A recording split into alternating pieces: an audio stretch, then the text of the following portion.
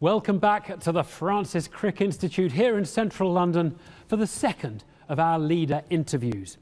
Now, this place will soon be finished, and when it opens later this year, it is going to be the biggest biomedical laboratory in the whole of Europe.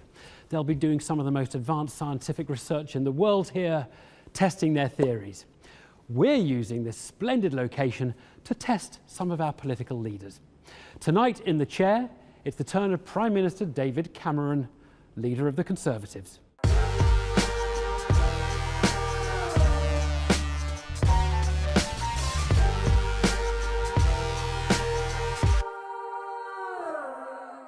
Prime Minister, I'd like to start by asking, how many marks out of 10 would you give yourself for your record so far as Prime Minister? I don't think any Prime Minister should mark their own homework. We've taken that out of schools, and I don't think we should have it in politics either. Look, what I've tried to do, leading the first coalition government for 70 years, is effectively to turn the fortunes of the country round, to turn the economy round, and 2 million more people in work, 750,000 more businesses operating in Britain, growing faster than the other major Western countries. I think that's a strong record, but it's a foundation on which I want to build for the next 5 years. I mean, I'll push you a bit harder, because you have said the job is half done, which would imply 5 out of 10. But I think you'd probably think it's better than that, wouldn't you? Well, I think the job is half done because what we've done is turn the economy round, got Britain going again, but these are foundations on which to build. You know, we got 2 million more people in work, now let's get full employment. We've cut the deficit in half as a share of GDP, let's now get rid of it altogether. And that's what excites me about the next 5 years, is it's only with a strong economy that you can achieve the things that we dream of, jobs and homes and livelihoods for more people, more dignity and security in old age. These are the things that are in reach of our country if we stick to the plan and build on it. So you won't get me marking my homework. There are plenty of people to mark my homework. Right, but not a 10. It wouldn't be a 10, would it? I mean, you'd never give it a 10. No one ever achieves those perfection. Look, we dug this little leaflet out from the last election. David Cameron's contract with you. It has a sort of number of promises with your signature next to them, and it does say, if we don't deliver, kick us out. Now, not all the promises you made at the last election are in here, and a lot of the things in here you've done, actually. Lots of them you've done, but not all of them. I've got it with me too. Seriously? Yes. That's what it looked like. Right. That's what, so I've got it too. That is fascinating. Now, because you didn't actually technically meet the contract, because you didn't score on all of them, should we mark you down, maybe give you 20% fewer I think you MPs should than you just had last look time? through that contract and see what is done and what isn't done. And from memory, recall for MPs, that was done. Safeguarding pensioner benefits, that was done. Making sure we took the big decision of investing more in our NHS every year, that was done. But there are some things in there, for instance, getting migration, net migration down to tens of thousands that we haven't achieved. But I think we went through it and we saw something like of the 28 pledges, I think something like 22, pretty well fulfilled, and others in progress. So I'm prepared, I'm happy for people to look at that and to judge me on the record. Right. Immigration was the one the experts said you couldn't do.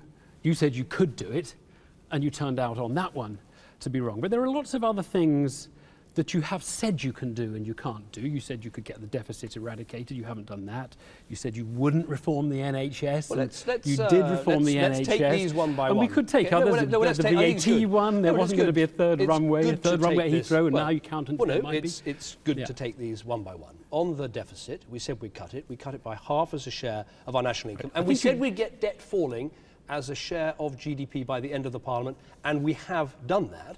On the NHS, we said we'd increase spending every year. That was a very big decision, Evan, because remember the mess we inherited, the appalling situation, and to say we're going to single out the NHS and keep investing it every year, that was a big decision, and we fulfilled that, more than fulfilled that. So you're satisfied with what you've And on the third runway delivered? runway at Heathrow, we have not built a third runway at but Heathrow. you counted. But look, your line is you've delivered well, even if you didn't deliver exactly what you hoped at the beginning. But did you at least overpromise? Now, the reason I ask this is that you've been lavishing promises around in the last few days, and a lot of experts, like on immigration, say these are going to be very, very difficult to pay for. I don't think we did. We only have your word on it. Well, really. let me answer that very directly. I don't think we did overpromise at the last election. I was reading my 2010 manifesto today, thinking you might ask me about it. And I think what comes across, even though we've had a coalition government and couldn't achieve all the things we wanted to, pledge after pledge has been fulfilled. And in some cases, like on freezing the council tax or on getting people back to work, getting people off benefits, we have over-delivered on what we promised. Now, as for what we're pledging in the next Parliament, all of what we've promised is, I think, achievable. And in some cases, it's actually more modest than what we've achieved in this Parliament. If you got up at early hours of the morning and turned on channel 498 and watched one of those infomercials with the bloke selling stuff, and he sold you a steam mop that swept and cleaned, and you found it didn't sweep, it just cleaned, and then he came back and said, I want to sell you it again, you would say, I've got to be a little bit suspicious about the promises this time, because not all of them were delivered last time. Except for the fundamental pledge we made, we said we'd cut the deficit and not the NHS. We have delivered on that. We said we'd turn the economy around and get the country back to work. We've delivered on that. We said we'd get people off benefits and into work with the biggest back to work programme in our history. We've delivered on that. So I would say... So it's a mixed picture. Of course, look, we haven't achieved everything I wanted to. But I would say we're well down the road. Britain is far stronger than when I became Prime Minister. And I think that if we have another 5 years, we can really not just complete the job in terms of ticking the economic boxes, but what I'm interested in is trying to help and change people's lives, trying to make sure more people get that job offer. People can keep more of their own money to spend as they choose. More people get what I've got, which is 3 children at a great state school in London. That's what I want to see. I want to move on to the area of defence. Now, there's a reason why I'm picking defence. It's because it's one of the departments that is not protected. You've not ring-fenced it from budget cuts under your next government. Now, the interesting thing is that you've made choices to ring-fence some things, but not that one. And a lot of your maths for it to work is going to rely on cuts in departments which you haven't ring-fenced. Why have you chosen not to ring-fence defence, but you have protected overseas aid and you protected health? Well, the defence budget is 3 times the size of the overseas aid budget. It's on a different scale, and rightly so. And we've made some important pledges about defence. We've said the equipment programme, which is 160 billion over 10 years, absolutely essential. When you think of the mess we inherited and the black hole in the defence budget we had to sort out, that is protected, and that has a guaranteed above inflation increase every year for a decade. We've pledged not to cut further the numbers of regular service personnel in our armed services. We've guaranteed to replace in full the Trident submarine, the nuclear deterrent, which is essential, in my view, for our nation's security. Now, we'll have a full defence review and spending review if we're in the government in the autumn, and that's the right time to make the final decision. But you would agree. But Evan, I would challenge the premise of your question, which is, I think overall what I'm proposing is somehow not achievable. I would challenge that completely. It is achievable, and I'm going to, if I can, just take a minute to give you the figures. Look, defence has had big cuts under the last in the last Parliament. Well, it was sort of frozen in cash terms, actually. And all those unprotected departments, on average, face, over this next Parliament, cuts of what percentage? Well, overall departmental spending has to be reduced by 2%. But the unprotected departments, because a lot of them are protected. Well, that will depend on the decisions. Department. Right, well, let me take this to the big picture. I think it's important. What are we proposing? Right, in the last Parliament, we had to make an adjustment of 120 billion in terms of spending reductions and taxes. In this Parliament, the figure is 30 billion. So it's a quarter of what we had to achieve in the last Parliament. In the last Parliament, we cut taxes by 10 billion. I'm getting bamboozled by figures. Well, you normally like figures, Evan. I love them, but there's one. I only want one. Right. What is the average cut over the next Parliament in the unprotected departmental budgets like defence? Well, given all your promises on health and transport and all those other things, what are the unprotected departments? Departmental spending overall has to come down by 2% a year. But the unprotected departments are coming down by 15%. That will depend on the individual decisions. On top of the cuts in the previous. Now, do you agree? But Evan, your manifesto says the world is a more dangerous place. Yes. And you have not protected defence. You have defence as a department that is slated for, on other things being equal, 15% cut. What we did in this Parliament, with much tougher circumstances, is we effectively froze the defence budget in cash terms. We are the 2nd largest defence budget in NATO. We're the biggest in Europe. We're the 5th biggest defence budget anywhere in the world. We're protecting the equipment programme. But also, Evan, I would say this, defending our country is not just about the defence budget, it's about the counter-terrorism budget, which we've safeguarded. It's about our intelligence and security services, which we have safeguarded. And I would also argue that part of our overseas aid budget is about trying to stabilise countries from which the terrorists and the problems come. So I look at, that is why I set up a National Security Council, because I wanted to make sure we keep our country safe with everything we've got at our disposal. Prime Minister, we have a 0.7% of national income target for overseas aid, and we hit that because it's an international obligation that we signed up to hit it. But other countries haven't, by the way. Yeah, and yes, we're a country that keeps our promises to the poorest in the world, and we should be proud of that. Yeah, we're proud of that. OK, we have a 2% of national income on defence. NATO obligation, we promised that to our NATO allies. In fact, back at the NATO summit last year, you were badgering everybody to come and sign up to the 2% and meet the 2%, like Britain does. But you're not going to be able to say to me now, I don't think that you're willing to say Britain will stick to its international obligation on defence, even though the world is more dangerous. We have, all the time I've been in government, we have kept that 2% commitment, and we're keeping it clearly this year and next year. And the other point I'd make is when we met in Cardiff, there were dozens of countries in NATO that have never got anywhere near 2%. Britain has the second biggest defence budget in NATO. And frankly, it is time for other countries, particularly European countries, to at least get close to the 2% that we've been achieving year after year. Can I be clear that we will meet the 2% for every year that you are Prime Minister if you're re-elected? I will make those decisions if That's re-elected. Not an answer. No, but it is an answer. This is when I'm going to make the decision. Is the answer, I'm going to make those decisions in the autumn when we've had the defence review and we look at public spending in the round. But you know, the fifth biggest defence budget in the world. We're not the fifth biggest economy in the world. And I will never put our defences at risk. General Sir Richard Sheriff was number 2. General Sir Richard Sheriff, number 2 in NATO military command. I think what we see now is an army that's deeply hollowed out as a result of the commitment of this army to what was comparatively a small war in Afghanistan and a failure to really invest in the sinews and muscle that keeps an army going. What we have in the last 2 decades is a form of physical and moral disarmament. I don't accept that for one moment. I remember, as leader of the opposition in 2006 and 2007, going to Afghanistan and finding our troops did not have the correct equipment, they didn't have enough helicopters, they didn't have the right body armour. Under this government, we have prioritised the equipment programme, so our troops and our armed forces are now some of the best equipped anywhere in the world. Evan, take one example, just take the Navy and look what we are building now.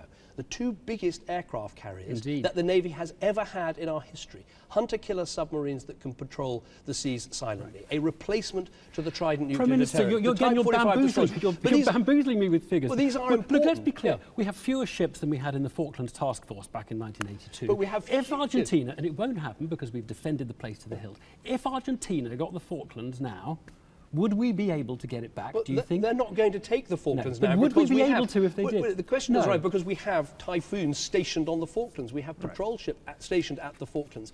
You know, what I look at is our country adequately defended against the threats that we face? And my answer to that question is yes. And actually, if you look at the equipment programme and what we're investing in, British Army personnel, Navy personnel, RAF personnel will tell you now we have got better equipment than we've ever had in our history. And that's what matters, is actually not the number of battle tanks you've got stationed in Germany, but have you got the modern equipment to keep our country safe with the threats we face all over the world? Let us move on to another piece of your plan, if you take power after the election.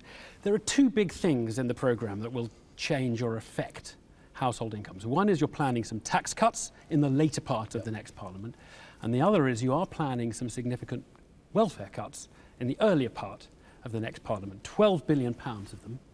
You've spelled out what 3 billion of those are, but you haven't told us what the other 9 is. Can you give any elucidation at all today as to what the other 9 are? Let me just return once more to this big picture, because I want to get across that it is affordable what we're saying. So in the last Parliament, 120 billion of savings compared with 30 billion this time. We achieved 10 billion of tax cuts last time. We're only planning 7 billion this time. Again, you're bamboozling me with figures, and people look at these figures and say sometimes there's apples and pears, and it's not quite. It's comparing, not quite comparing like with like. It is comparing like with like. It's not complicated, and I'm trying to get across that what we're proposing is totally affordable and doable, just as we did it. We have a track record on these things. Now, welfare. It is vitally important we continue to reform welfare. We inherited an out-of-control welfare system where people were working hard, paying their taxes to support people on welfare who could work but chose not to work. I think that is wrong. Here we are in London doing this interview there were people living in houses getting housing benefit of 70, 80, 90,000 pounds a year. That was taking 4 or 5 working people all their taxes to pay for that benefit. That was wrong. It needed to change. Do we need to go on reforming welfare? Yes, we do. Well, let's talk about 12 billion and what 12 billion is, because I think most people will find that abstract. Let's suppose you took 12 billion in a year, that's your saving, and you divided that across all the households in the country. What would it be, well, roughly? It is half as much as the 21 billion that we saved in roughly the last... what would it be per household in the country? You're bamboozling me with figures now, having complained I'm just asking, about it. so you don't know. So shall I tell you what it is? Please do. It would be £450 per household in the country. It's getting on for a tenner a week for every household in the country. Now, you're not going to, I don't think, spread it across all the households in the country. If it's an average of 450 for each household, and it's not going to be across all households, it's going to be like 1,000, 2,000 quid for some households. Aren't they entitled to say, aren't we all entitled to say, tell us which households are going to have this cost imposed on them? Well, first of all, it is right to reform welfare for the reasons I've given. And also, if you want to minimise reductions in spending departments, it's important to reform welfare. Second point is, 12 billion is half of what we saved in the last Parliament, again, showing this is affordable and achievable. The next point I'd make is we have given a very clear pledge that we're going to freeze unemployment benefit for the first 2 years of the next Parliament. Evan, can you remember at any election, any party making as difficult or clear a pledge about welfare as we're prepared to make before this election? You are able to tell me the tax cuts in detail with specific numbers, the tax cuts you're going to make in 2018, 19 and 20, but you cannot tell me the bigger welfare cuts that you're making next year. Well, we've set out a... That's terribly cynical. No, we've set out... It's a good news. We've set out the biggest one, as you say, of the 12 billion. The 12 billion is half of the 21 billion that we achieved in the last Parliament. But also there's this point, Evan, part of this is continuing with a programme that we've had. We have been getting people off what was called incapacity benefit and back into work, and we're going to continue with that, successfully reducing welfare so laws. Incapacity benefit will go down. The bill will go down under the... We believe it's not called incapacity benefit anymore, but we're convinced we can go on getting people back to work. Right. We've said child we're going to benefit, is that one going to go down? Is that going to... Do people who get child benefit, should they expect it to be going down if you win? We've made our reforms and people can see what we've done. We've said, for instance... You need to find 12 billion. You need to be getting 450 for every household in the country. I've said, for instance, we're going to go on with the work we've announced about saying that young people should no longer have the option of leaving school, signing on and getting housing benefits straight away. They should be either earning or learning. If we're successful in creating the 2 million jobs in the next Parliament, just as we've created 2 million jobs in this Parliament, that is 1 million higher than the current forecast, and that will reduce the benefits bill. So there's a whole programme of work that which, if we continue with, we can continue to get welfare down. Pity you've been in government for 5 years and you've been unable to do that work hitherto. Look, Nick Clegg, Deputy Prime Minister, says it's impossible to do what you want to do without hitting children, without hitting the poor, without hitting the disabled. You can't deny that, can you? Because you don't know where the cuts are even going to come. Nick Clegg thought it was impossible to carry out our economic strategy and get the country back on track. We managed to persuade him it was the right thing to do. He was Deputy Prime Minister. He joined in. He stands by all of that. He did join in. He says, can you deny it'll hit the poor, the disabled, or hit children? No, the principles we will apply is, first of all, we should protect the most vulnerable people in our country, and we have, throughout this government, protected their benefits. Second of all, we must make sure work pays. That's a crucial part. Prime Minister, if you don't know where the cuts are, how can you say any of these things are going to be achieved, or who is going to be hurt? How can you deny that the poor, the disabled, or children will be hit? Because you don't know where the cuts are coming. Let me finish. I'm explaining the principles we're going to apply. So you protect the poorest and most vulnerable, you make sure that work pays, and you also protect pensioners because it's more difficult for them to change their circumstances. Does that add up to £450 per household well, as I say, that is Does that get you 12 billion? But you don't know it gets you 12 billion because if you knew it got you 12 billion, you'd be able to tell us where they're coming. Well, I'm confident, with a track record of 5 years, where we cut welfare by 21 billion, we can now find 12 billion of savings. I'm confident that having made 120 billion pounds of adjustment in the last Parliament, we can find that further 30 billion. What we're saying here, in order to put it in context, is we've got to save 1 out of every £100 for what the government spends for 2 more years. That is the scale of what we've got to do. It's not easy. I just need to I need to stop you on that one, because it sounds very little when you say £1 for every 100 over 2 years. But for the bits of government that are under your control, the bits of spending, it turns out to be a great deal bigger than that, doesn't it? With respect, for working age welfare, 12 billion is a is huge sum. For unprotected departments, that £1 in 100 turns out to be 15% over the Parliament. But with respect, this is what the Labour Party and a lot of commentators warned about in 2010. They said if you go ahead with spending reductions and efficiencies, you will destroy public services in our country. That has turned out to be nonsense. We got 1 million more children in good or outstanding schools, a health service carrying out more operations and more scans and helping more people. And people will judge the record. People will judge the record for themselves. Look at areas that no, but people will judge the record. Well, we need to move on. And people will judge the record. They've heard what you say, and they'll judge the record for themselves. You know, we should look at the outputs of these services. Take the police. Crime is down 20%. We're going to move even on. Though they've We're going to move on. People will judge the record. They'll have their own view, and it won't be on the basis of statistical brickbats, I'm sure. Look, I want to move on, and I want to give you a chance, really, to rebut what is, I think, one of the central objections people have to the Conservative Party, and it's that it's a party of the rich. You've heard this before. There's polling evidence that shows this. I can quote it to you, but let's not. This makes me more angry than almost anything else. So good. I want to see. I want to give you the chance to rebut it, and because I think it is what puts a lot of people off the party. Let me just ask you: do you agree that there are lots of deserving rich people? Right? There are lots of people who've been enterprising, successful. They've created wealth and they've earned it. Do you agree that there are a lot of rich people who are undeserving?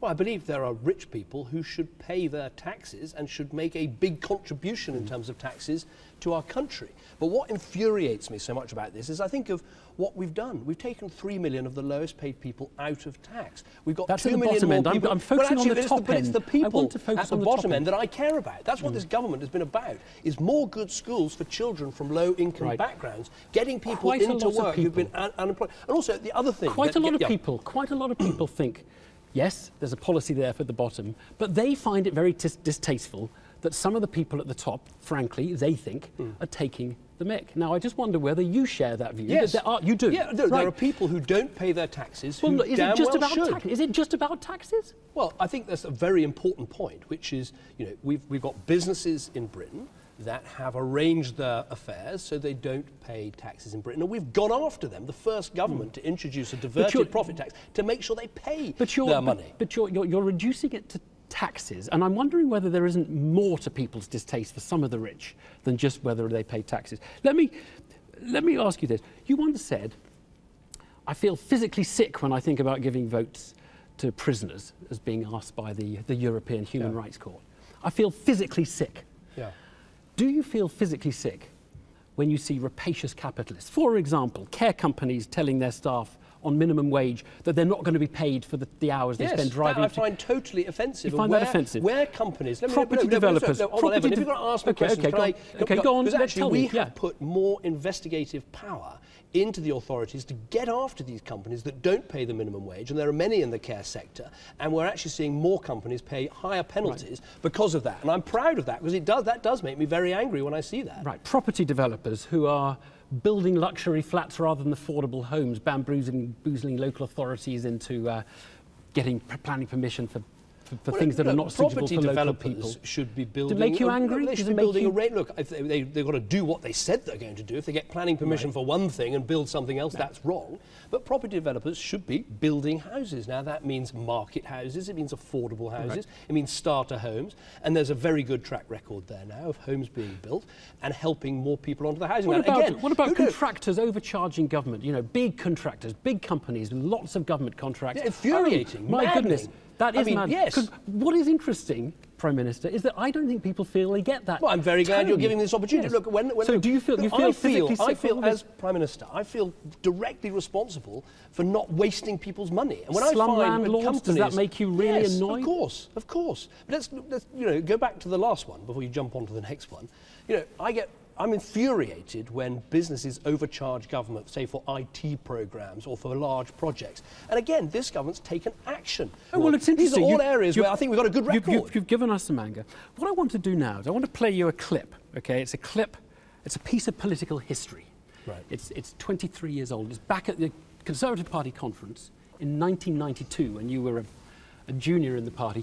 Peter Lilly, the Social Security Secretary, gave a sort of parody of a Gilbert and Sullivan song at there, talking about the people that he wanted to deal with. Let's just have a look at that clip. I've got a little list of benefit offenders who I'll soon be rooting out, and who never would be missed. They never would be missed. There's those who make up bogus claims in half a dozen names. There's young ladies who get pregnant just to jump the housing queue. And dads who won't support the kids of the ladies they have kissed. Can you imagine any Conservative minister making a speech like that about people at the upper end of the income scale? Yes. Can you? I can. I mean, look, well, I think we've acted.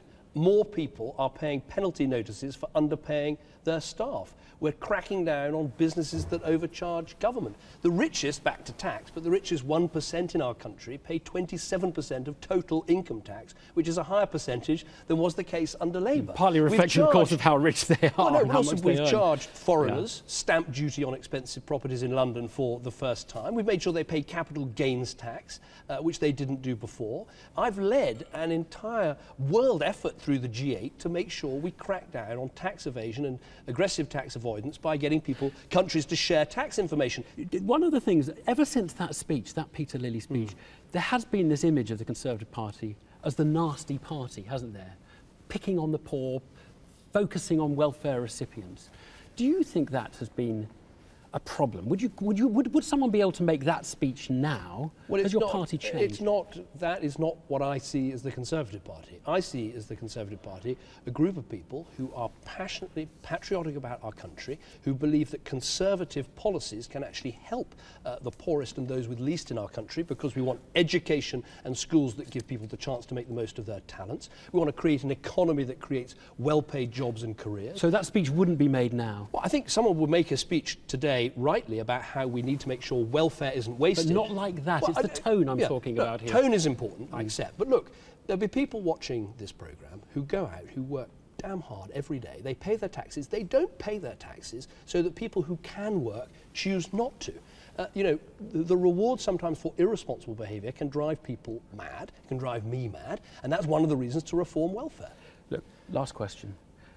Since 1992, in fact, since that speech, the Conservative Party hasn't properly won an election, hasn't won a majority in the House of Commons. Why do you think that is the case? I think you have to take each election in turn. I think at the last election, when we came close, I think, frankly, people were very worried about the state of the economy. We were teetering on the brink, and they weren't fully sure we had all the ideas and plans. What I would say is this time, people can see a track record, an economy turned around, more people in work, the deficit paid down, Britain on the brink of something special, turning that good economic news into good news and a good future for you and your family. And this time, I believe they can put their trust in me and in the Conservative Party to deliver that better future for the country. And if you win in having the most seats and you don't have a majority, will you feel that's a failure or a success? Oh, I'm going for a majority. We are only 23 seats short. And if I fall short of those 23 seats, I will feel I have not succeeded in what I want to achieve. And it's not about me. This is actually about people's jobs, people's livelihoods, the chance of a better future. And I think the country, frankly, right now wants a majority government, a decisive government, a government that's fully accountable.